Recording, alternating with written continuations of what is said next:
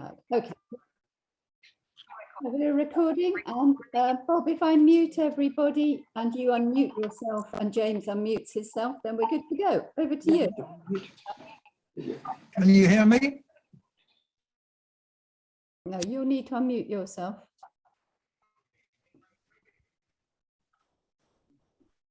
Right, you got me now? Jolly good. Okay, welcome everybody. For our Zoom presentation tonight, we welcome back James Lowen, who, if you recall, gave us one of the best presentations of last season with its 52 wildlife weekends in the UK. Just to recap, James has been interested in all forms of wildlife since he was knee-high to a grasshopper. He's led wildlife tours in South America, Antarctica, and has vast knowledge of and experience in Europe and Asia. He also contributes regularly to the Telegraph, the RSPB magazine, Birdwatching and BirdLife, and is also, as many of you will know, author of many wildlife books. Tonight's subject is from one of his titles, Best, well, we've paraphrased this, Best Birding Weekends in Europe. So tonight we're concentrate on the birding aspects of Europe. If you have any questions, please leave those to the end.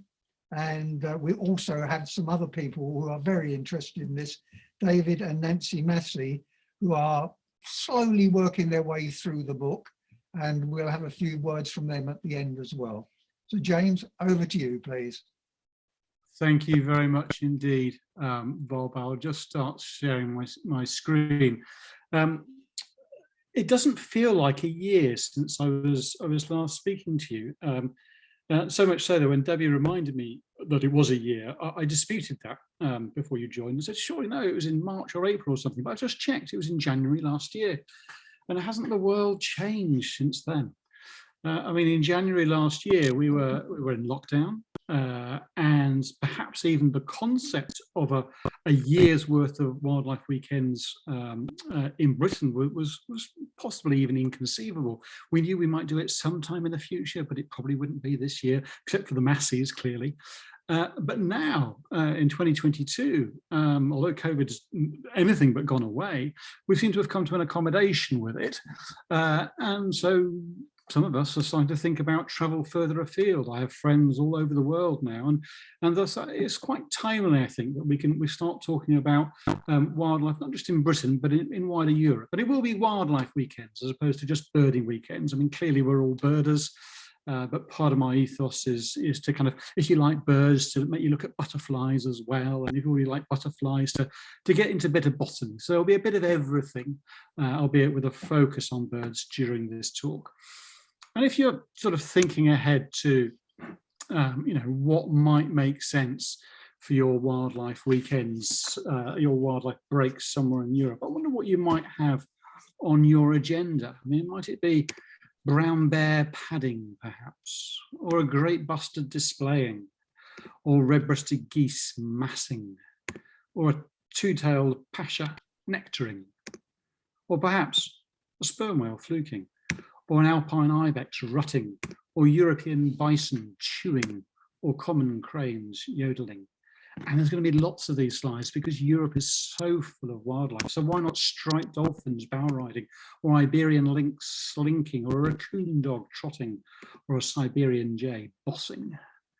What about king eiders swirling, or a mirror orchid dazzling, or imperial cave salamander clinging to a rock in Sardinia, or a fiddler crab waving on the Algarve, a dragon arum protruding, Corsican crocus proliferating, long-tailed mayflies billowing, or a wolverine marauding.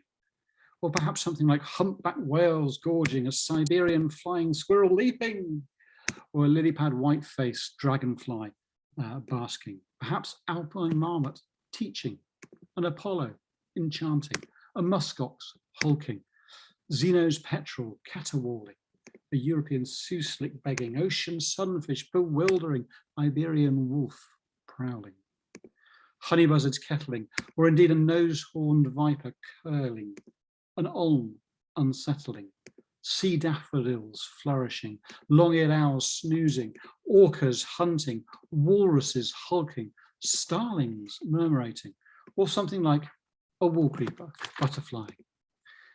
And if you had the opportunity, I mean, where would you go every single weekend of this year or any calendar year? You know, you won the lottery, you can go wherever you want. What bounteous riches might you see? And that's what this book is about. You know who I am already, for those who were at the talk last year, but principally, and Bob's already outlined it, but principally I'm a writer of books.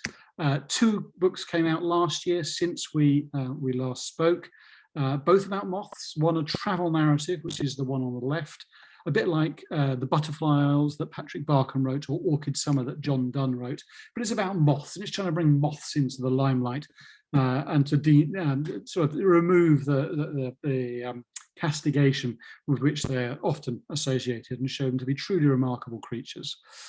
3 of those books have won awards, and it's the one on the right that I'll be talking about today, or is inspiring today's talk. So Europe, I mean, it stretches from the Arctic, you know, to the boundaries with Africa and Asia, and there's so much exciting wildlife, as I hope that little intro showed.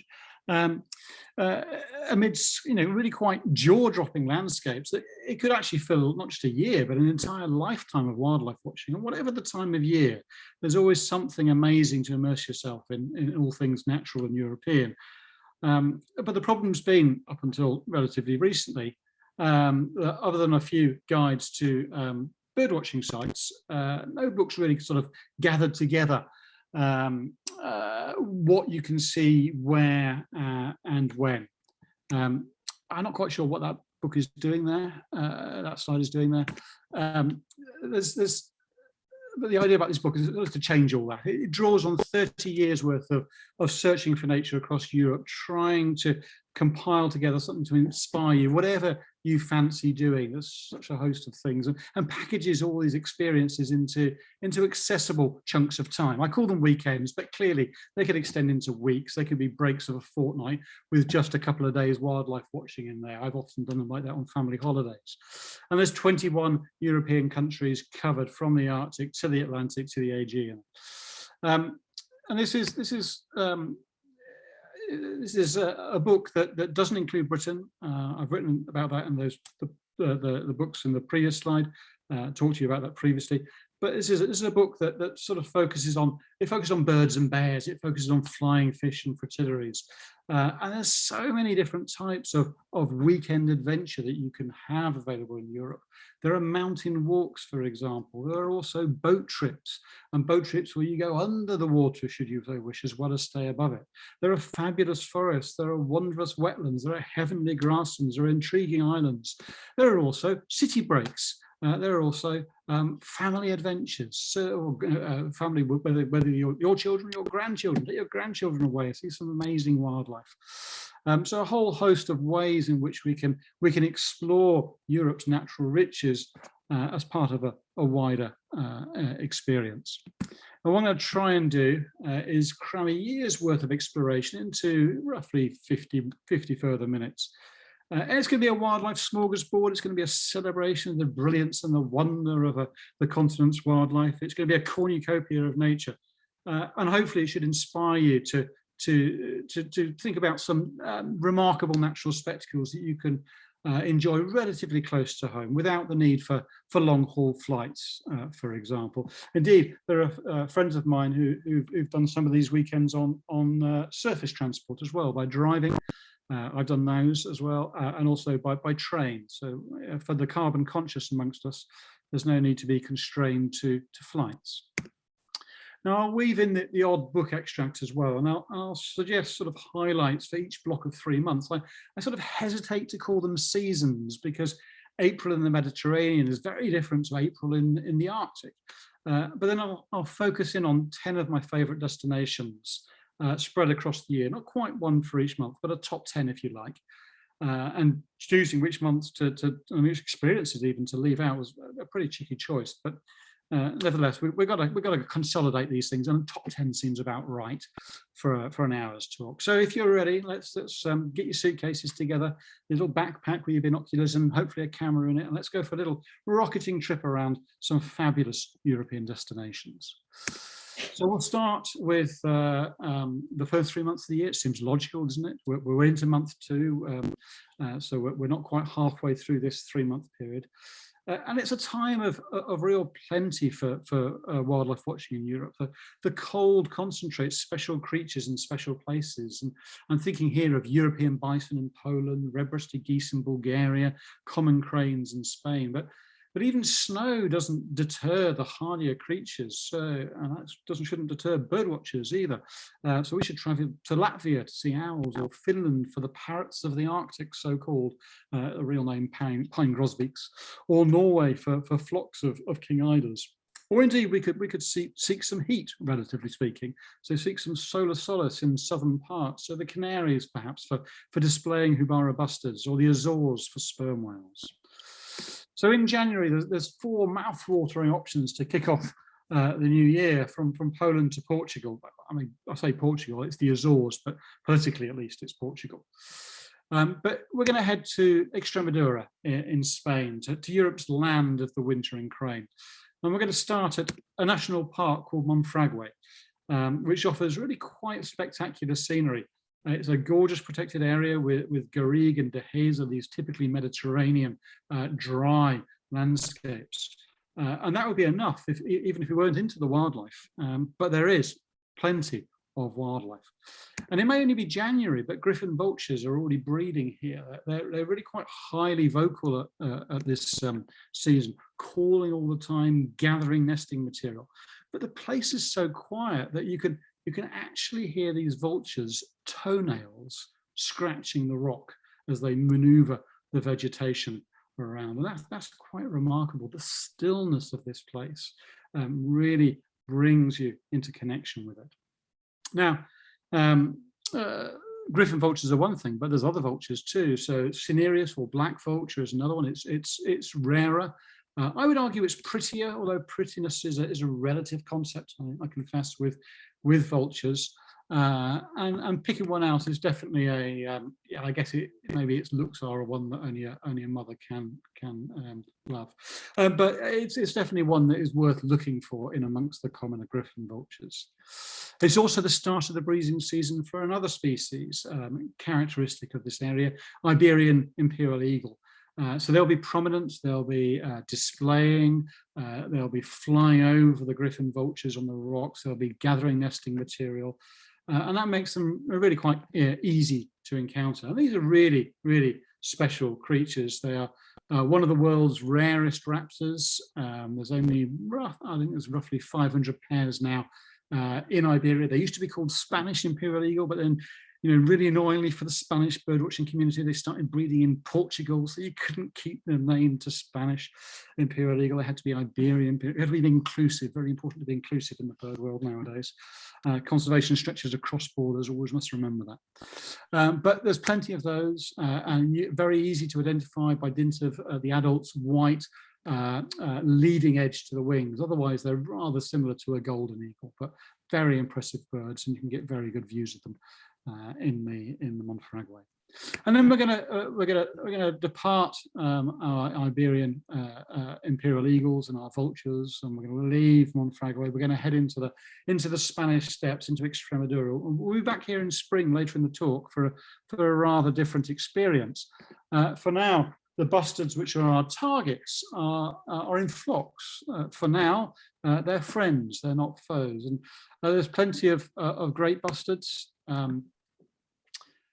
I confess, I had to tell you a little story. I was with a friend, a guide in Extremadura when researching this book, a guy called Martin Kelsey, who some of you may know. Runs a wonderful guest house and leads birding tours out in Extremadura. And we were looking for great bustards and we couldn't find them anywhere. I said, it's a shame that those sheep in that field over there aren't great bustards. And he looked at them and said, they are great bustards, James. And I'd forgotten quite how great busters were. And I spotted Paul Gorry up in the background. I'm pretty sure he's worked on great busters back in the 80s. So he'll be able to endorse that as well. But great busters, they're magical birds. And to see so many in such large flocks really is a splendid experience. But they're not the only bustard, and we'll come on to those on the next slide. So as well as great bustards, there are, of course, little bustards flying around.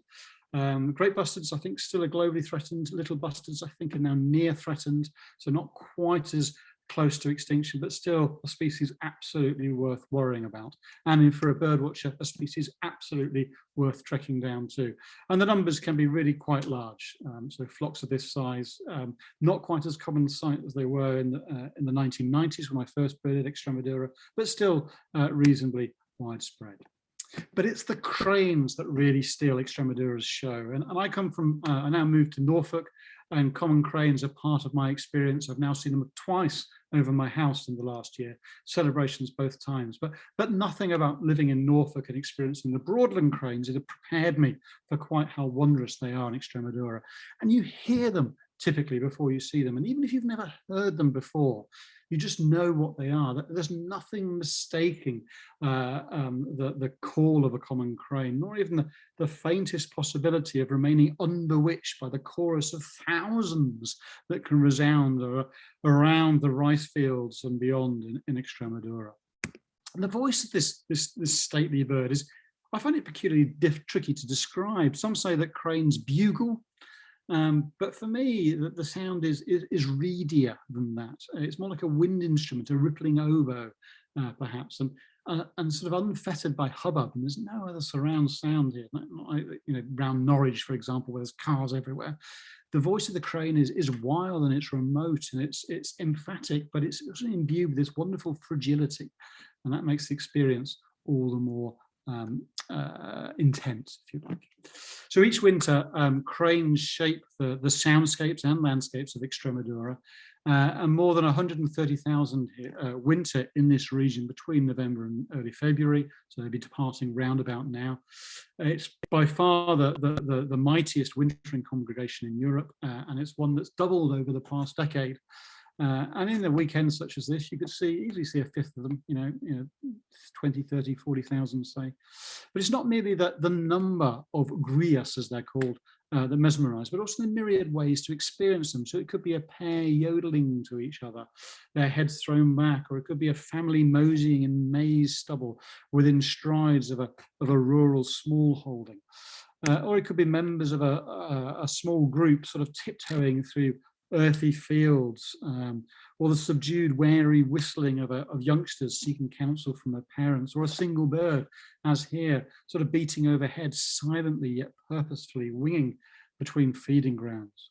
Or it could be a gathering of hundreds mooching between sturdy holm oaks, sort of each afro-crowned tree dispensing these acorns on which the leggy birds gather to field.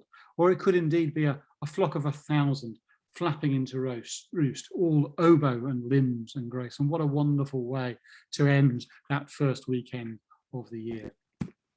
So in February, there's also plenty to entice you into a short-haul flight. I'd like you to indulge me. We're going to head back to Spain, and we're also going to go for a target that is not avian, it's mammalian. We're also in this Dehesa landscape of rolling rocky hills and scattered cork oak trees, but that's not to say that there are not plenty of birds knocking around, of course. And in this area, you'll see plenty of them. You'll see birds that are relatively familiar to the British birdwatcher, but are here in greater abundance. Birds that are relatively scarce in the UK, such as the woodlark or perhaps the hawfinch, but are very much more prominent over in the Sierra de Andújar in southern Spain. Very much distinct, though, is the Iberian magpie, absolutely sensational species. And indeed, it's this bird that often provides the first clue that there's an Iberian lynx somewhere in this fragrant land of rosemary and of lavender. Prompting a friend of mine to send this tweet when we saw precisely this experience. Forget about the cat in the background. Let's just look at these wonderful magpies instead. Now, the Iberian lynx, it sits erect and it's oddly sphinx-like. It's got these long limbs and insanely tufted ears, and it's mottled and it's marbled. And this female could easily pass unnoticed amidst the sort of the greys, the browns, the greens of Andújar's rosemary-scented botanical backdrop. Now, for decades, The Iberian lynx was basically a mythical creature. It was one on the point of extinction. It was never seen. 10 of the 12 known populations died out between 1988 and 2004. The 2 that remain suffered as a consequence of myxomatosis in rabbits, on which the lynxes depend. And at the lowest point, there were barely 90 cats left anywhere. But fortunately, and indeed quite remarkably, inoculating bunnies, translocating captive bred lynx really appears to have turned the conservation corner. And remarkably, that this cat is no longer critically endangered. It's just endangered at the global level. It's pretty rare, there's no doubt about that, but it's still a conservation success story. And the population is now somewhere over 1,100, I think, which is a fabulous, fabulous story. And nowadays, the prospects of seeing Iberian lynx within a 2 or 3 day long trip are really quite high, and that's the reason that so many people, largely Spanish tourists, come here, particularly in winter, which is the main mating season. I definitely suggest coming here sort of December, January, February, rather than later in the season when they tend to slink away. But if you don't see them, or once you have seen them, there's so much more on offer in the Sierra de Andújar.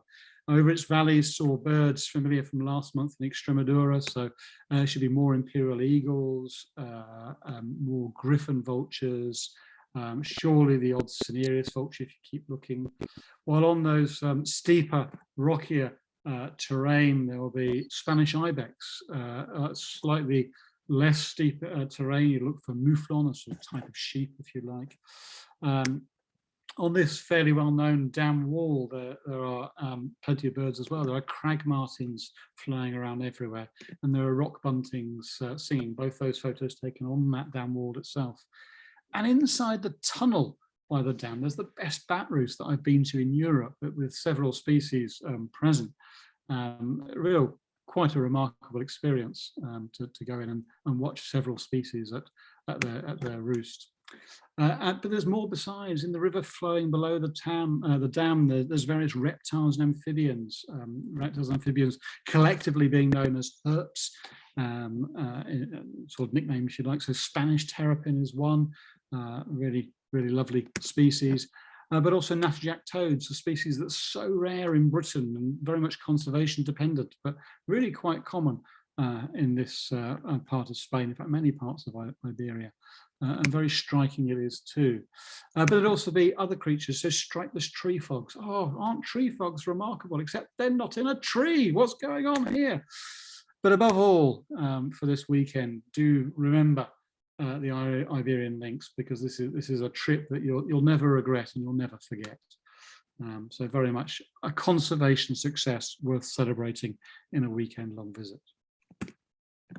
Okay, so in March we've got plenty of northern opportunities in the first 3 weekends, but then a bit of Iberian sun down at the bottom too as well. And the chameleon weekend is quite fun down at the bottom. The one at the top, the parrots of the Arctic, I alluded to those at the start there, the pine grosbeaks. There's a wonderful feeding station in Lapland, Finnish Lapland, which has got all these amazing birds at such close range.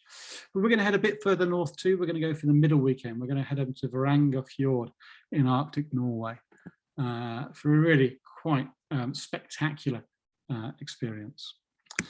So here, the near freezing sea is boiling, and we're in Varangerfjord Fjord and off an island called Vardø at the northeastern extremity of mainland Arctic Norway. That the swell is bubbling and fizzing, but it's doing so with feathered activity. So both flickering black and white and then flashing powder blue, yet and also green, orange, and red.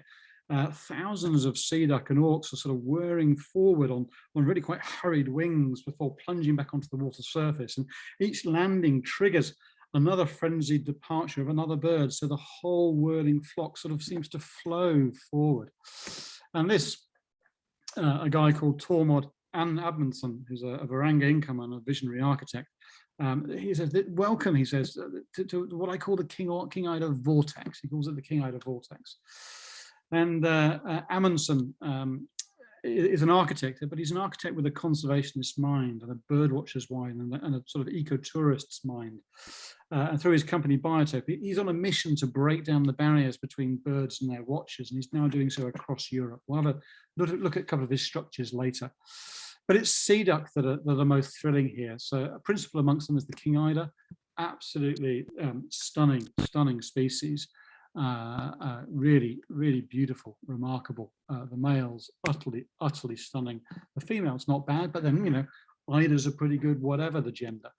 But that's an immature male. You can just see in the back there, in the middle, sorry, and the female at the back. But those males, those adult males, I mean, what creatures are they? Absolutely joyous. But giving them a run for their money is the Steller's eider, and Varanga is one of the 2 best places in Europe to see those. This is also a globally threatened species, so for those who like their birds rare, it's a particularly special one. I mean, but look at it, look at those green kind of punk feathers at the back of its head. It's remarkable bird, and you get such close views in the Varanga. And even the day that I took these photos, the light wasn't particularly good, but you can still see the iridescence, the blues and the greens combining with the powder-like orangey suffusion to the breast down onto the flanks. Really quite beautiful, quite remarkable experiences. But for my money, they're still not the best looking duck in Europe. That one goes to, that accolade goes to, in my view, the long-tailed duck, one more familiar to us here in Britain, but no less special when you see it in the Arctic. And this is also now a globally threatened duck, which means that we here in Britain have some responsibility for safeguarding its future. And I regard this as possibly the most attractive duck in Europe. Now, all this wonderful wildfowl watching takes place in stunning landscape, if admittedly bitterly cold. And I want to give you a sense of that.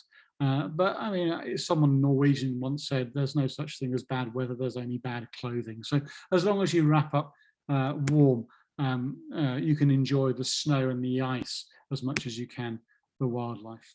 Now, I said we come back to some of Tormod Amundsen's hides. And he's all about breaking down the barriers between people and nature. So he wants to kind of give you a bit of shelter, but he doesn't want the old box-like hide concept. He wants open fronts. He wants to immerse you in nature rather than disconnecting you from it. But they're also an absolutely fantastic place to watch wildlife from. So this one's on the island of Honoya, and this is a place where gyrfalcons will routinely hunt auks and kittiwakes. And these auks include Brunix guillemot amongst them. And to stand on the island of Honoya when the auks come back in to come to their breeding areas is a remarkable experience in itself. The air absolutely buzzes with these seabirds. It's wonderful. Now, gyrfalcons aren't the only large avian predator here. There are white-tailed eagles in reasonable number as well, and the views are really quite fantastic. And again, this may be a species that we're used to seeing in Scotland, but it doesn't make it, or even now in England, thanks to the release of birds on the Isle of Wight. But it doesn't make it any special to see it here. More special, though, are birds that we certainly can't see here, such as the hawk owl, a really remarkable northern predator, and one that's very much associated with the Arctic and with Scandinavia. Stunning creatures. But come nightfall, the action continues. It's another one of Tormod Amundsen's hides, and this is if you time it right, if the I don't understand how all the electromagnetic theory works, but there are certain nights that you can predict with clear skies, you have a very good chance of seeing the spectacular Aurora Borealis. And should the conditions be right, you can add that to your list of wildlife experiences. But I would say it's still probably that king eider vortex that will remain long in your memory. Okay, on to our second group of 3 months. Remember, we can't call them seasons, but if we were, we'd probably think of this as spring. And this epoch, if you like, involves a heady, hedonistic rush to procreate. Flowers are blooming in abundance. But should you go to Crete or to Ireland if you want to see orchids, birds are singing, they're displaying, they're cavorting, and dare I say it, they're fornicating too. So should you visit Romania's Danube Delta or Spain's Extremadura? It's a really tricky choice. And insects, meanwhile, are abounding. But do you rush to see the mayflies of Hungary, the moths of the Alpine regions, or the dragonflies of France? And what about mammals? I mean, Estonia's brown bears are out of hibernation, but Italy's ibex and Iceland whales are also calling your name. So there's lots going on. So in April, we're going to do something which acknowledges that there might be a family dimension to some of our holidays. And this is an account that I wrote on the back of a joint family holiday a few Aprils ago, and I wrote it up for Birdwatching magazine as well. And it goes to the Greek island of Crete. It's a cracking place for a family holiday, also including a bit of beach time as well. So it's a perfect one to combine if you have a non-birding partner or offspring or offspring of offspring, depending on your situation. But there's excellent Mediterranean birding in supreme Mediterranean landscapes in Crete. So plenty of familiar species. So you'll see stone chats, and those woodlarks should appear again.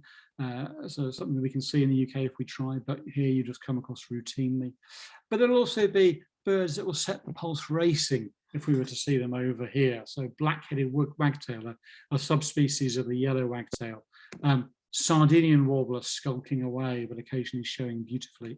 Alpine swift swooping overhead, and perhaps red-rumped swallows with them. And then black-eared wheaties, for my money, the smartest of an already very smart genus indeed. And there'll be hoopoes as well. And in wetlands, there'll be little crakes, and there'll be Balon's crakes, and there'll be squacco herons, that most dapper of our long-legged European heron relatives. Black-crowned night herons as well. So much to look at. As we're looking up in the skies, we should look for aerial predators too. So bee-eaters flying overhead, whether hunting insects or actually migrating to pastures further north. And if we look higher still, we might see raptors, so booted eagles, and the griffon vultures. Yes, we've seen some already this year, but it doesn't make seeing them any less special. But if we turn our eyes away from the sky and we look down at the ground, there's different types of creatures to enjoy on Crete. So Cretan wall lizard is one, as the name suggests, it occurs only on this Greek island. There's Balkan green lizard, which, as its name suggests, has a bit more of a bit wider a distribution. There's ocellated skink, a really quite spectacular creature. And there's Balkan terrapin, sort of a relative of the Spanish terrapin that we saw in the Spain's Sierra de Reinducar. There's also mammals too, so Cretan wild goats, which may or may not be a distinct species, but it feels wild and it feels remote when you see it in these isolated steep ravines. But there's smaller stuff too, and if you're traveling with family, the smaller stuff is often what grabs kids. So mini beasts on holiday, such as enormous grasshoppers, such as this one, or this thing, the amazing, absolutely remarkable Mediterranean slant-faced grasshopper. I mean, look at it. What is going on there? It's just phenomenal. But other showier stuff too. So there's swallowtails. It's a continental subspecies of the butterfly that commands the skies above the Norfolk Broads near my home. And it's instantly recognizable, but it is slightly different. But all this is well and good, but it's sort of a sideshow on Crete, because for Crete is really all about plants, and it's for plants that really excels. And the one place to go if you go nowhere else on Crete is a place called Spilly Bumps. So I got a friend called Philip Precy, who's a tour leader at a company called Wildlife Travel, and before I went there, he impressed upon me that even if you think you're not into flowers, Spilly Bumps is special. Don't miss it. And he was absolutely right. It's a limestone protrusion in the west of the island. And the island itself is the birthplace of Zeus, reputedly, the king of the Greek gods. And it's like nothing else anywhere that I've been to. And the bumps they're well named, that they're steep, rocky hummocks shooting out of the flatness. And there's orchids and other fascinating plants flourishing here so thickly that your progress across them will be really slow. It's like you go a couple of foot and there's something else to look at. You can't go 10 meters without stopping and admiring something else. But that's the point. I mean, Crete's botanical kaleidoscope, I was going to say landscape, but kaleidoscope is best enjoyed at a really quite leisurely pace. So to take your time, descend to your knees, scrutinize every square meter of the hillocks, and don't rush. So here and elsewhere, you'd be looking for plants such as wild gladiolus, you'd be looking for snake's head iris, friar's cowls, a remarkable plant. The dragon's arum, a metre tall, unabashedly phallic, velvety maroon in colour, unmissable plant, as in you can't not see one. And if you're feeling brave, you can even enhance the experience by inhaling the rather pungent aroma that comes from the arum. But it's the diversity of orchids that Crete is most famous for. And if you want to determine their identity, you really do need a field guide. But if you don't have one to hand, it really doesn't matter. Just enjoy the different colours, the patterns, the shapes of 25 species that could easily be flowering at any one moment. Perhaps you'll take photographs just to help subsequently naming them. This is one of the tongue orchids. This is a hill orchid. Sparse flowered orchid, Borries orchid, yellow ophrys, bumblebee orchid, and then Cretan orchid, an endemic. So Crete absolutely is undeniably a botanist's delight, but I would also argue, and this is my daughter in the background here, it's also a child's delight, so it makes for a great family experience as well. Now, May, I mean, what a selection we've got here. It's a really tough call. We have Danube Delta or Extremadura. I got a sneaking sneaking favouring for the last weekend, actually, heading on a city break to Matera, which was a kind of global world cultural capital or something a couple of years ago. For its lesser kestrel colony. But we're going to head back to Extremadura because I do have a sneaking favoritism for Spain, I have to say. And Extremadura means very hard, and it's reputedly a reference to the climate because it's so arid here. But nevertheless, you know, where there is water, these occasional wetlands provide great birding. So it's a nice start en route from Madrid airport to call into a couple of local wetlands to see purple heron, to see little bittern, to see purple galleon. That's a great way to break up the journey and see something special. But back in core Extremadura, we're going to make straight for Monfragüe again. Those vultures and eagles will be there. They're perhaps slightly less prominent than they were in January. But typical birds of the Mediterranean rocky landscape will include blue rock thrush. Those griffin vultures will be around. You can't get away from them. And actually, you could see them rather differently now that they've finished breeding.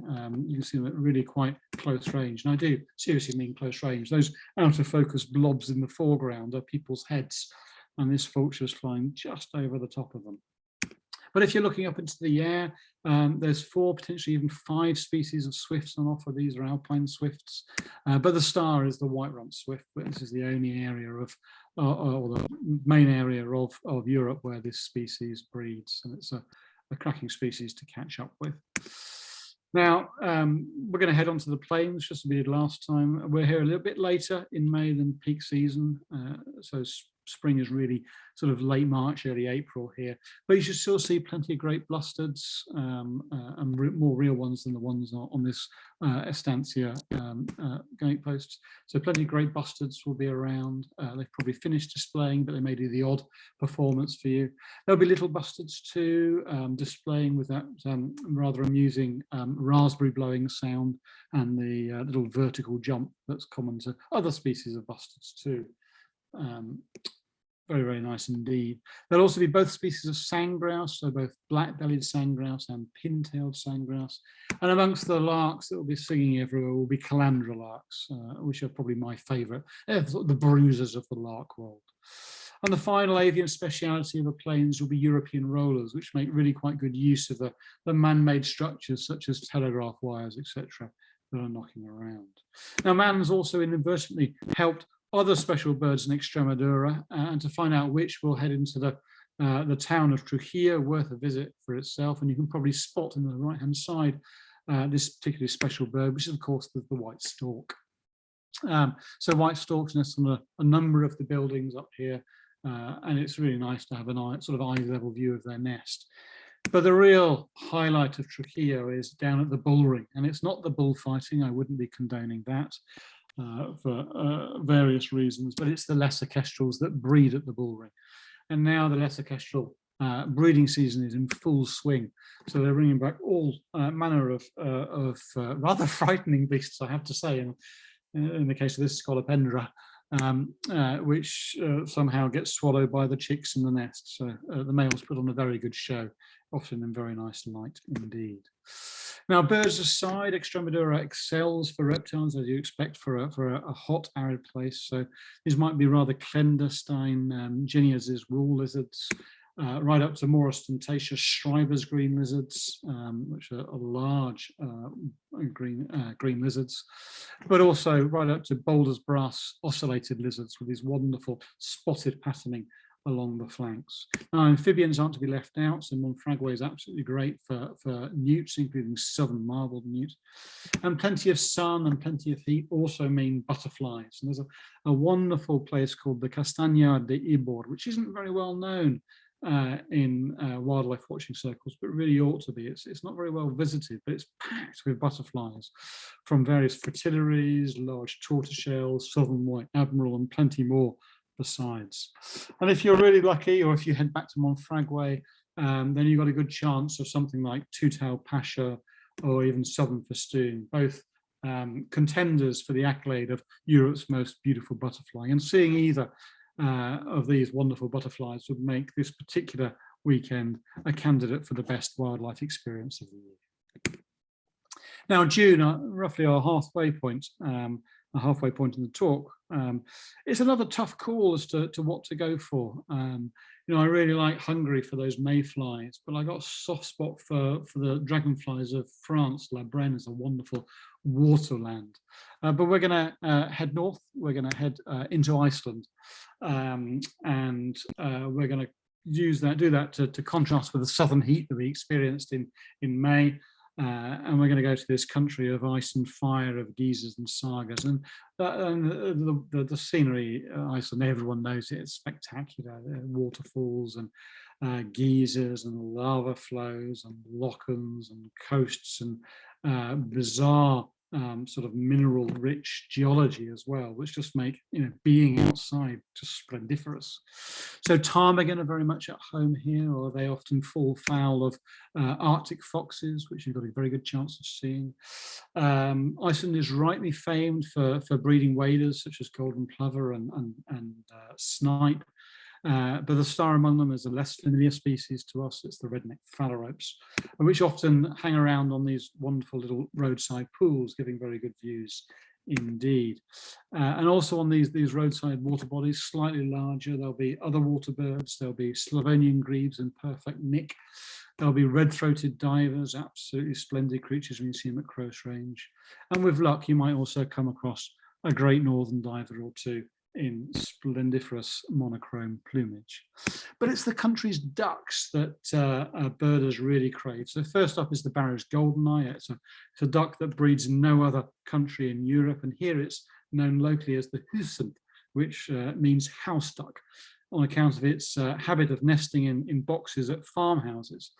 So it's a really splendid species, but I reckon even more desirable is the harlequin. I don't think life can be complete until you've spent some time watching harlequins. It's the first of Iceland's two perfect blues, and very much the smaller one, because the larger one is obviously a blue whale. We'll talk about that in a second. So ecotourism in Iceland has ballooned as a result of people wishing to see Iceland's whales, whatever the species. So humpbacks are pretty common, and so too are orcas. But it's that second perfect blue that everyone wants to see when they come to Iceland in summer. And so to do so, you cruise the bays of the northeast of the country. This is let's not forget, this is the mightiest creature ever to have graced Earth. It's to watch this giant surface, its back rolling and rolling and rolling before that excuse for a dorsal fin. I mean, how pathetic is that? Tiny little fin eventually heaves into view, and before the animal eventually, with all its might, dives deep underwater. I mean, to see all that is to realize a dream, and it is indeed absolutely perfect. So rightly, the perfect blue. Okay, into July, August and September, and this period is so replete with wildlife riches, it can be hard to know where to travel next. I mean, it's clear that the peak holiday season for many people, particularly those with children. Should you go north to Finland to try and see wolverine, perhaps Norway for muskox, or Svalbard, as in this photo, for walrus? Or how about heading southwest for Xenos petrel atop a mountain in Madeira, or into the Bay of Biscay for some whale watching? And that's not even thinking about east or west.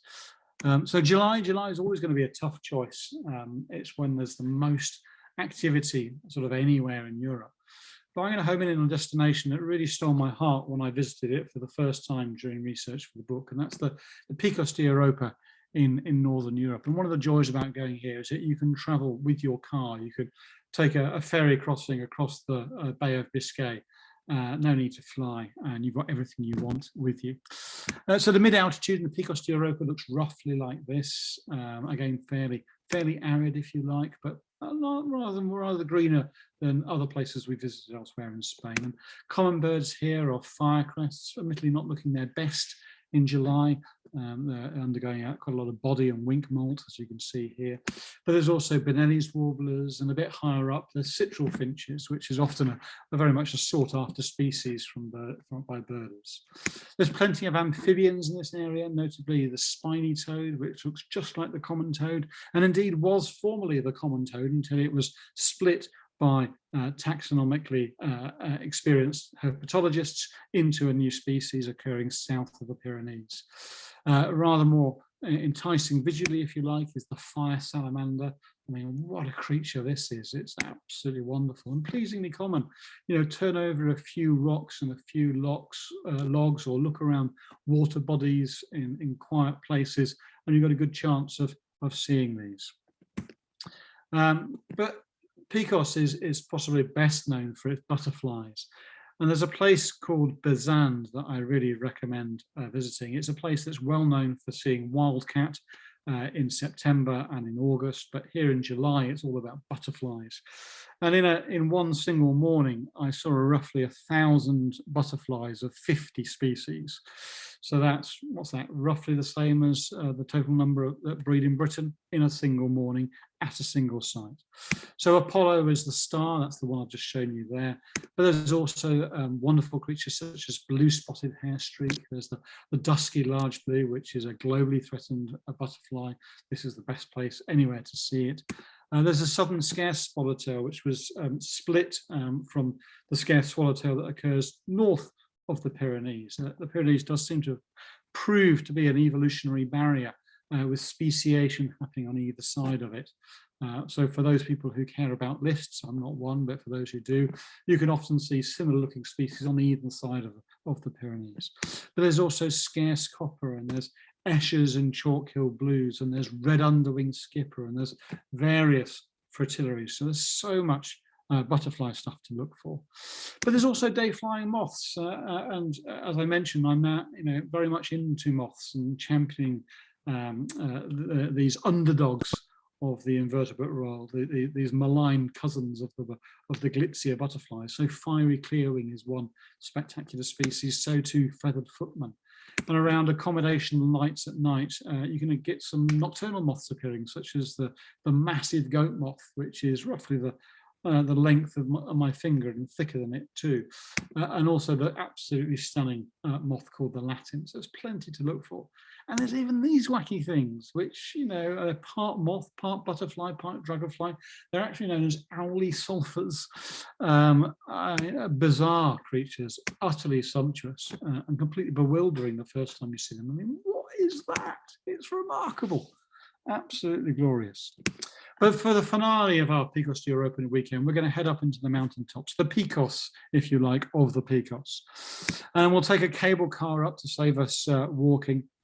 And we'll scythe through dense cloud that's smothering the life down at ground level, if you like, several hundred meters below. and we'll eventually emerge into these unblemished skies, and we'll step out of the teleferico that transport you up to the plateau of a place called Fuentedea. And here we'll enter a brave new world of heady mountain peaks, butterflies, and birds that look like butterflies. There'll be flowers everywhere here, and there'll be birds too, special birds, montane birds, their mountaineering exploits and preferences captured in their names. There'll be alpine choughs, there'll be alpine accenters, and there'll be the wonderful, wondrous snowfinches. And with luck, there'll even be, cruising above them all, a lammergeier, or bearded vulture, with its Hulk Hogan moustache. Absolutely spectacular. Well, the bird we're really after up here, if we're a bird watcher, is the wall creeper, butterflying around. And it's a stunning creature. I've seen wall creeper in several places. I've usually had to try really, really hard for them. But for some reason, seeing them at Fuentedea is ridiculously easy. Within half an hour's walk of the top, you usually find a pair showing superbly well. So there's brilliant birding up at Fuentedea, but it's not just birds. So there's mammals as well. There are izzards, otherwise known as Pyrenean chamois, pretty much everywhere, sort of goat-like creatures, if you like.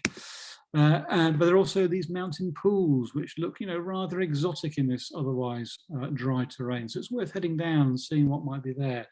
They often hold amphibians, so alpine newts is one creature that you can see in the shallows here, and the rocks around will hold Iberian rock lizards, and there'll be butterflies abounding at this height, so Ishas and Chalkhill blues again, Gavani blues, and there'll also be day-flying moths, even at this altitude, dew moth, which is a remarkable species because here it occurs at the top of a mountain, whereas in Britain the same species occurs solely at sea level. It's exclusively coastal, and the more familiar hummingbird hawk moth.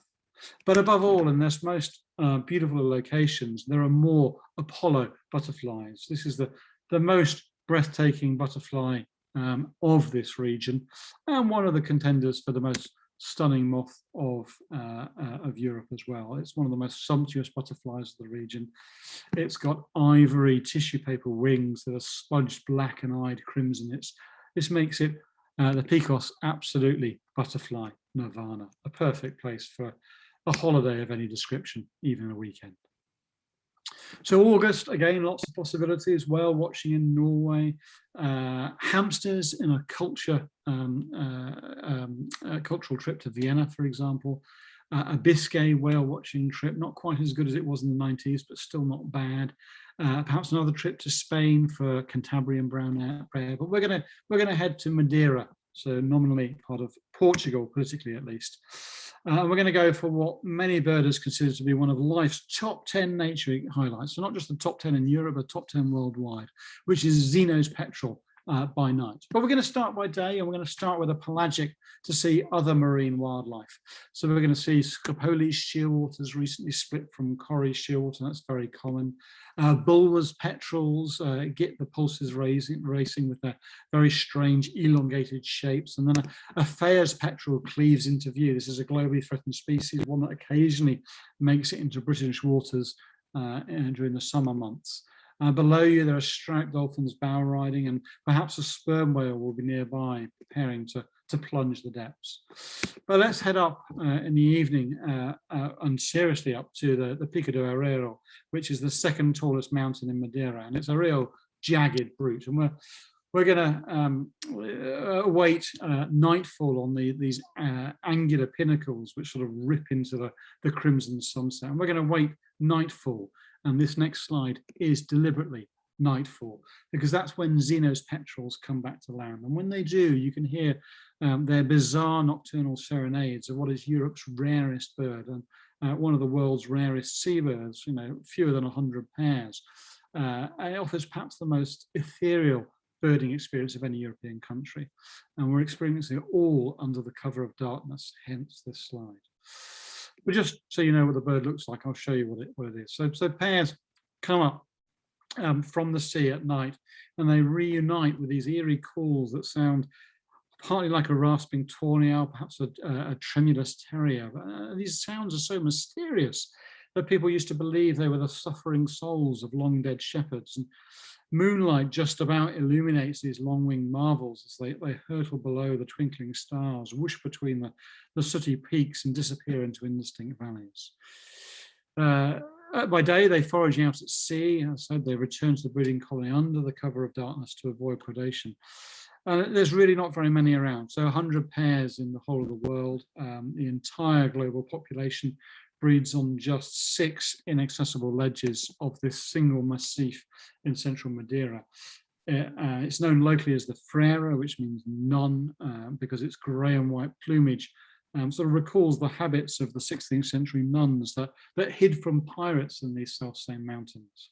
So it's a really remarkable experience. And even if you don't actually see the bird as we are seeing it now on this slide, you just hear it.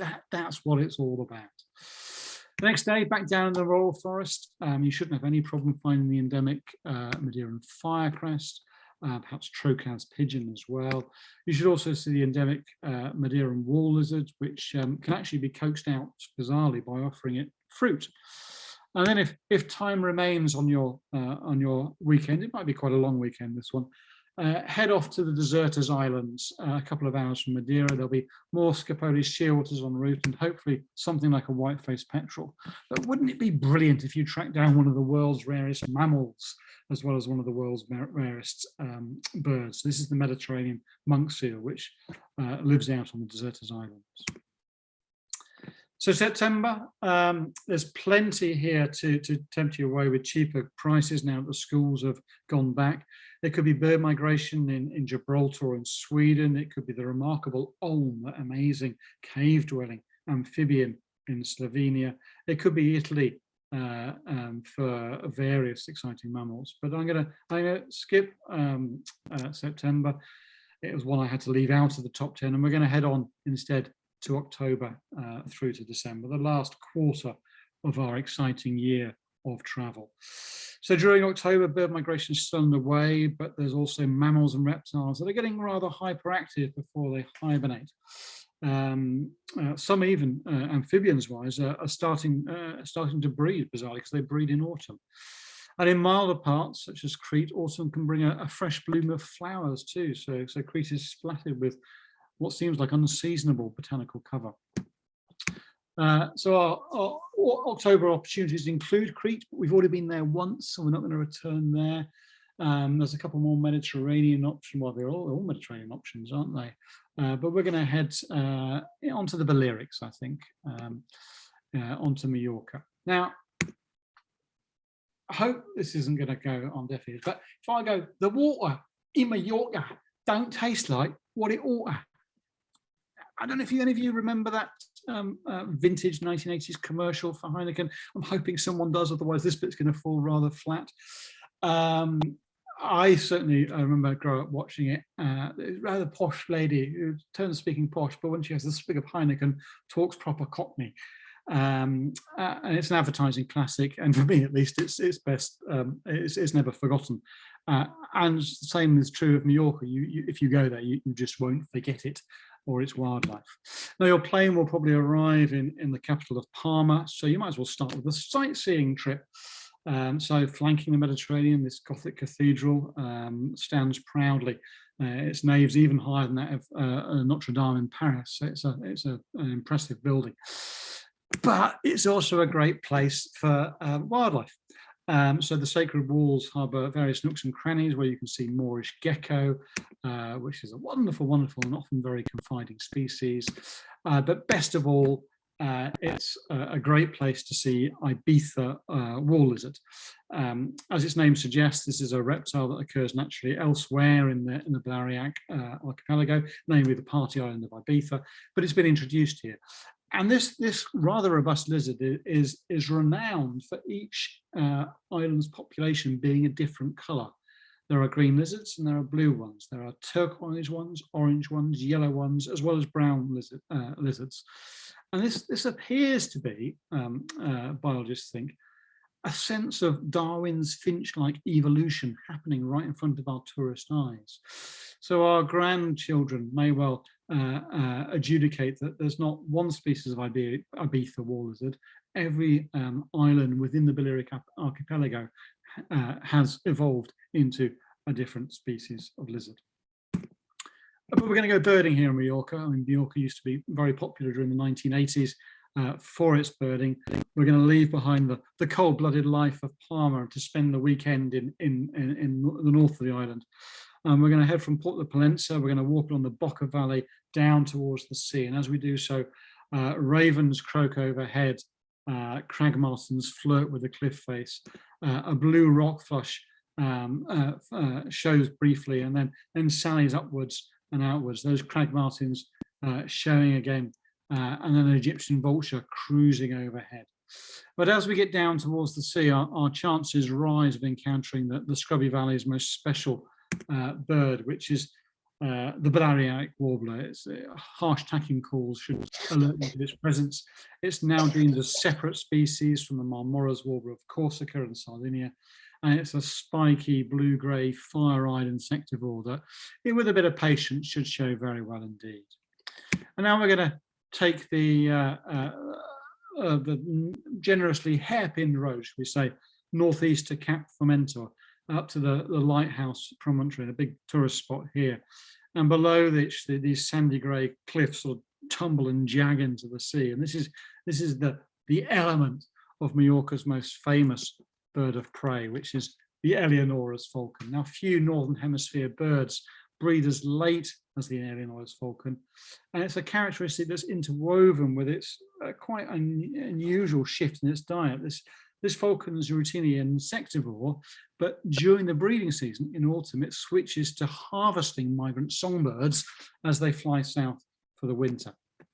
So it sort of makes the most of this seasonal bounty, reputedly by caching dead birds for later consumption.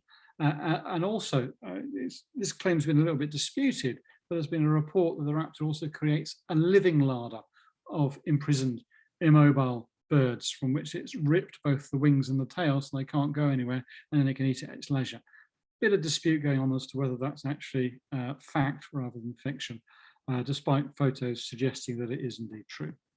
Now, on your second day or your third day, depending how long a weekend you want, it's time to visit some of Northern Mallorca's two most renowned wetland reserves. Salvaterra Marsh is the largest and best known, but aficionados profess a sneaky preference for its quieter little brother, Salvaterreta. And birds here include Kentish plovers, which are lovely in themselves, and purple gallinules.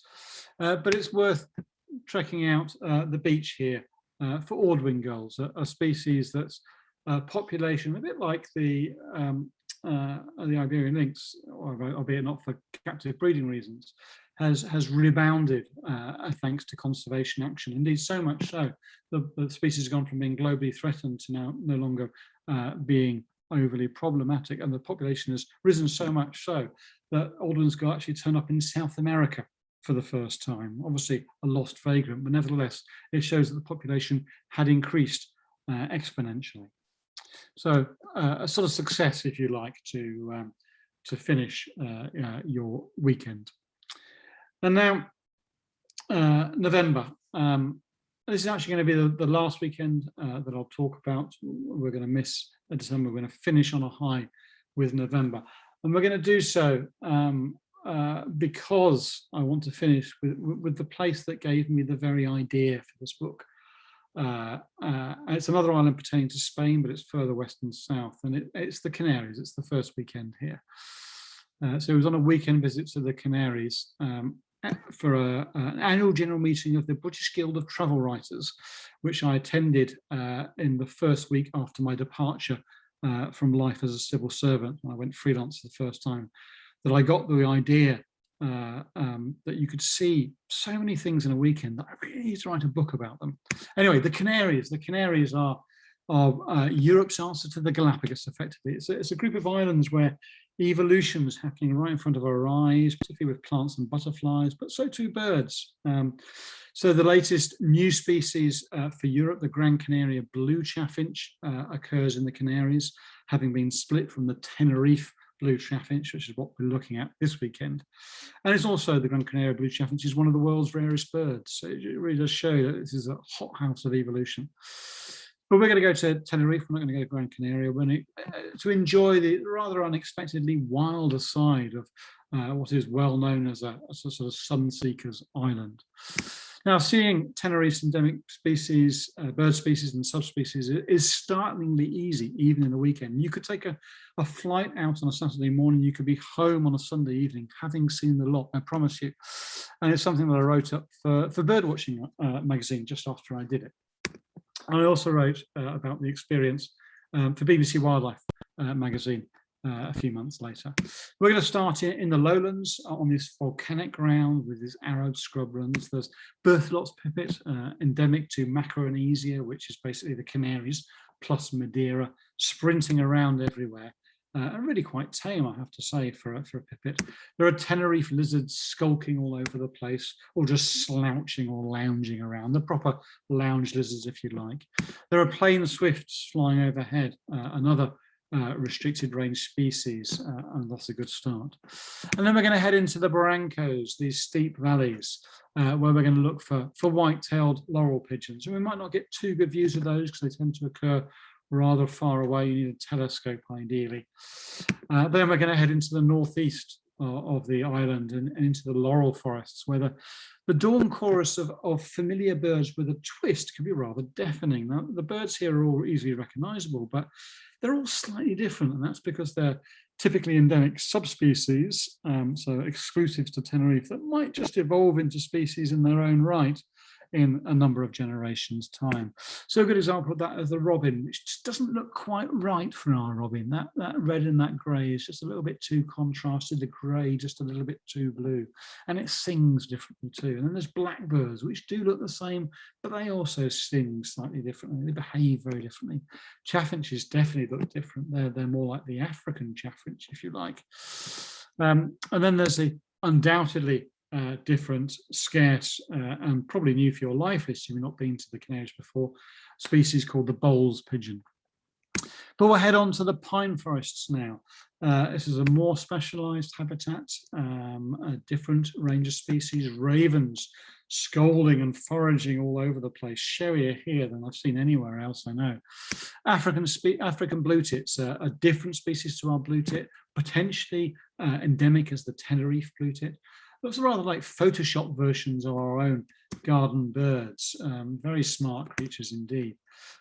Far bluer, far more intense. So if someone slipped the contrast slider on Photoshop far over to the right. They're often in the company of Tenerife goldcrests, which again could be a candidate new species. And one that already is split off, the Atlantic canaries, the bird whose name could not be any more deftly entwined with the place. There are also Canary Islands chiffchaffs knocking around. This has definitely been split from our chiffchaff and does look rather different. It's longer tailed, it's a larger bird, it sings differently. There's various kind of plumage differences. The eye-ring isn't quite so notable. But above all, Tenerife is famous for its blue chaffinches, separate species to the common chaffinch, and as we now know, separate species to the Gran Canaria blue chaffinch as well. Stunning, endemic, occurs nowhere else in the world, and absolutely a treasure to watch. But still, Tenerife isn't done with us. So that's finished by going up top, up to Mount Teide, 3,800 meters above sea level. And I admit there's not very many birds here. There are a few Berthelot's pipits running around. There are butterflies, including one endemic just to this volcanic crater. And there's also amazing plants, such as the Teide's vipers, bugloss, huge upstanding creatures. But we're going to take the cable car up to the top of El Teide for spectacular sunset views and for what I hope will be the most marvelous of sundowners to celebrate what I hope has been a sun-filled, bird-filled, endemic-filled weekend. And in the case of this talk, a climax to what I hope will have been a remarkable wildlife watching year. It remains for me only to thank the photographers whose images feature in the book and in this talk. and to thank you for listening, and to encourage you, as soon as it feels right, for COVID reasons, perhaps for carbon reasons, to go forth and celebrate the natural wonders of Europe. So with that, I'll hand you back to Bob. I'll stop sharing the screen and very happily take any questions indeed. Thank you very much for listening. Okay, thanks, James. Truly wonderful presentation, fantastic photography, and certainly I can see Alan clapping there. It deserves a round of applause, I think. Very good, wonderful. So does anyone have any questions at the moment? I know I've got my birthday present sorted now, so that's quite easy. I have to warn you though, I got heckled at the end of one talk I did on this by someone who said, and he was a northerner, and he was obviously, you know, but I'm a northerner too, you can't tell by the accents, but so he was a Yorkshireman, he was like me, he's a bit tight-fisted, and he said, aye, the book's a great bargain, but you spend bloody thousands on the holidays afterwards. I have to warn you. It may be a great birthday present, but the consequent expenditure might not be so great. I suppose my question is the one that everybody would ask you, James, which is, if you had to pick just one, which is the absolute favourite, would you be able to give us one? They're all so different. I think from a birding perspective, you can't beat Varanga for it in sort of late winter for its sea duck. I mean, that truly is mesmerising. To be out on a boat amongst all those king eiders and stellarways is wonderful. For overall wildlife, my heart goes out to the Picos de Europa, because there's just so much all over the place. Birds and mammals and butterflies and plants and reptiles and amphibians. So it would probably be between those two, but it's a hard call, it really is. Can I make some comments on a year's experience of your wildlife weekends in Britain? Please do. I'm utterly you are keen. Right. First of all, a weekend isn't long enough to get through everything in week 2 of February, for example. You need, I reckon, 3 days, not a weekend. And fortunately enough, we're now retired, and we've got into the routine of doing it midweek rather than a weekend. Your description of places are superb. Alliteration, hyperbole, but sometimes not very realistic. And week 2 of February saw us in the Cambridge Fens at Drayton Fen in freezing fog, up to our ankles in mud, and not seeing a thing for the whole day. Oh, I'm so sorry. Joys of being a birder. Yeah, it is. But it's been really, I wrote down just in passing, inspirational. When we bought the book last year, we've now gone to places that we had never been to before, like Forest of Dean, the Cambridge Fens, and we're actually up in Lancaster at the moment, doing Martin Mere and Leighton Moss and Hence Bank, is it Hence? Arts Bank down at Morecambe. At Morecambe, it was blowing a gale, we couldn't hold our telescope steady, and it was freezing cold. yeah. So it's still a great experience, but all these beautiful blue skies, sunny scenes is not real in UK in this winter. Yeah, yes, that'd be a kind of disclaimer. The weather may not appear as in the photos. But one real inspirational thing for us is you've got us hooked on fungi. Ah, fabulous. You mentioned that in a few of your places to go, and we've started looking at that, by God, we need a field guide for fungi. Yeah, and even with a field guide, you need to be rather careful, because there's so many families that you're quite hard to tell apart. But I mean, there are some there's a big fly agaric and the purple sapphire or something. The thing is, you don't want to knock them over to look at the gills and things. You want to just appreciate them as they grow. And it seems that to identify them, you need to tip them over and look at the gills. Yeah, it's absolutely right. All the identification features you can even need to smell the fungus. Yeah. I confess that with a lot of things, I just enjoy them for what they look like. And Yeah. But we've enjoyed every weekend that we've done out of your book so far. Despite the weather. Despite the weather. Great. Well, thank you so much. I'm honoured that you're putting it to practical use. That's really, really good. Thank you, David and Nancy. Any more questions? How crowded do these places get that you're going to in the warmer countries? Do people go there sometimes because they want a warmer weather than they've got at home? Do they get very crowded with birders and wildlifers? Nothing like in Britain, I have to say. Of all those that I've covered tonight, for example, only the Iberian lynx watching was in any way crowded, and that was about 20 people at one viewpoint looking out. It's not like going to many RSPB reserves where you can do down to 50 or 100. We went to Monfragway, and there were people there, but there was still loads of room to see. So presumably that's about typical. Yeah, no, I think that's right. I mean, as I said, in the winter weekend in Monfragway, I could hear the toenails of the vultures scraping the rock. Not many people around. Any more questions, anyone?